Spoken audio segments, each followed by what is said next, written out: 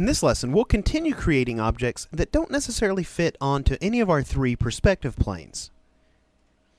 Alright, so in the previous lesson we continued or began creating these angled planes that really don't fit onto any of our three perspective planes. And we're going to continue doing that, creating those type of planes as we work our way towards the front of this building here. So in looking here at our orthographic drawings, we're kind of on this piece right here. So let's go ahead and select that, hold down Alt and make a copy of that, bring it on over. And let's go ahead and think about bringing that into perspective. Now, before I do, I'm going to go ahead and hide several of these objects. So we're just working with this plane that's furthest back because we're actually hiding that plane in several places. So, this brings up a good point. It's probably a good idea if you're doing a fairly complex perspective drawing to go ahead and organize your different areas in your drawing into logical groupings that you can put on different layers. That way you can turn on a layer and turn it off as you need it. So for this particular instance, I'm going to go ahead and just drag a marquee selection around all that. Hold Shift to deselect this plane at the very back, and then we'll hit Control 3 to hide those. So we're just dealing with this one plane here. Alright, great. So I'm going to go ahead and switch to my perspective selection tool, and I'm going to go ahead and choose my right plane grid. And let's go ahead and zoom in really nice and tight here. Now you'll remember when we were creating this plane, we actually backed it up just a little bit here, so that basically our protrusions will not only protrude forward, but protrude up a little bit. So we're actually going to need to use our automatic plane positioning to reposition our right plane here. So I want to hold over that anchor point there and then hold Shift.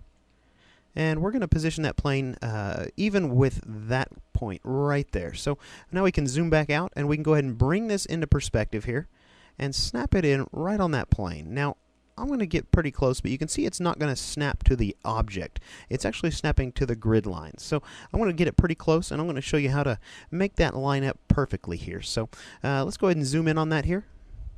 Alright. Now, if you remember in the last lesson, we did several little bits of finagling here to basically use our transform panel here to make these two objects line up. But the problem we've got here is that these two objects sit on different perspective planes. This one right here sits on our left plane. So what we're going to actually need to do is let's go ahead and deselect our current object just by clicking away, and let's go ahead and click this object right here. Let's go ahead and for just the time being we're going to move this over to the right perspective plane, but we're going to maintain its current perspective. So let's go ahead and right click on that object, choose perspective, and hit release from release with perspective here. So choosing that, we're going to come over, select our right perspective plane, and we'll right click again and attach it to the active plane. Alright, so if I zoom out here, you can see what Illustrator's done. You can see it's redrawn the bounding box to constrain to the right perspective grid. So it's seeing that as part of our right grid now, which is what we want because we want to be able to get an accurate read on the X and Y coordinates of that anchor point, of this anchor point right here at the corner. Alright, so let me go ahead and just click away, make sure I don't have anything selected, and I want to again use my automatic plane positioning and match this right plane up here with our original object. Let me go ahead and mouse over that anchor point there and hold Shift. And now let's go ahead and get some readings on our X coordinate here. So we know that it's set to a 0 Y coordinate because it's not raised up any. It's sitting right on the baseline of this perspective grid. So our X coordinate here is minus 12.26 and our X coordinate here is minus 14.66. So we need to enter the X coordinate value on this object in for this object right here. So we'll just go ahead and select this object, come up here and enter an X coordinate for this lower left corner of minus 12.66. And we have effectively moved that object, and it's sitting right there on the corner of this current object. Actually, in looking at that, it looks like there is a little gap there. Maybe I got my number wrong. So, tell you what, let's undo that. Go ahead and realign that using the automatic plane positioning, and yeah, it was minus 12.26. So, let's go ahead and move that back. Again, minus 12.26.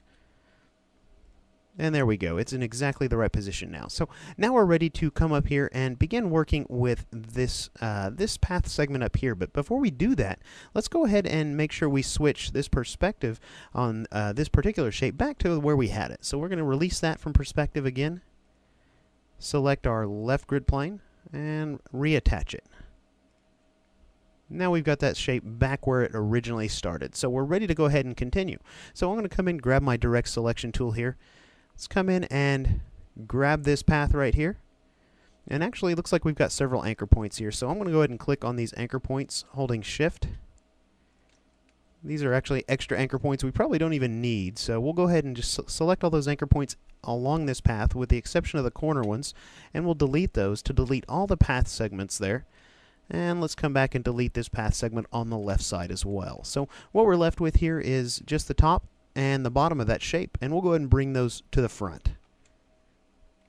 Alright, so at this point we're ready to go ahead and move this particular path segment back in a perpendicular fashion. So I'll tell you what, let's grab our perspective selection tool here, and let's make sure we grab just this path segment right here, and we're going to use that keyboard shortcut of 5 to move this one backwards.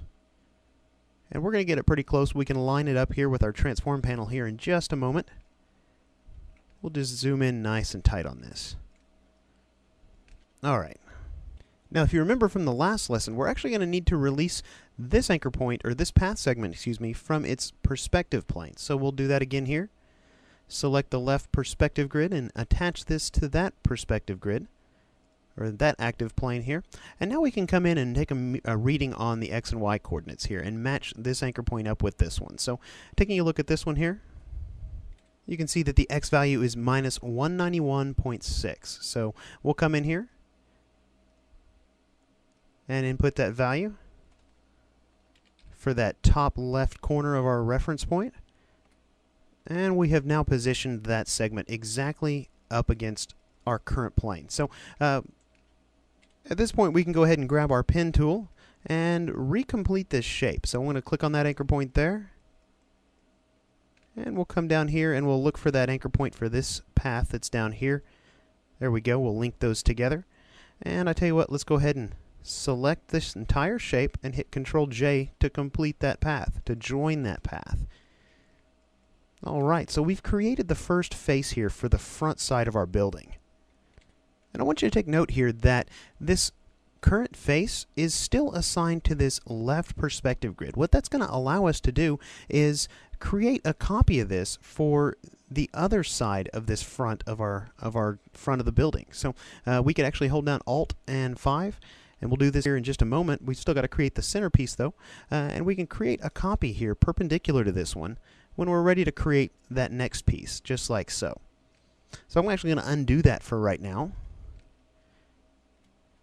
And that's because we still have to address this center part of the front of our building. Now, you can't really see this from the orthographic drawing here that I have here because it's actually hidden from this view, and from this front view, it actually just looks flush. But what I'd like to do is recess this center piece of glass right here, this darker gray piece, just a little bit down in between this piece right here and this piece right here. So in the next lesson, we're going to pick up where we're leaving off here, and we're going to go about doing just that.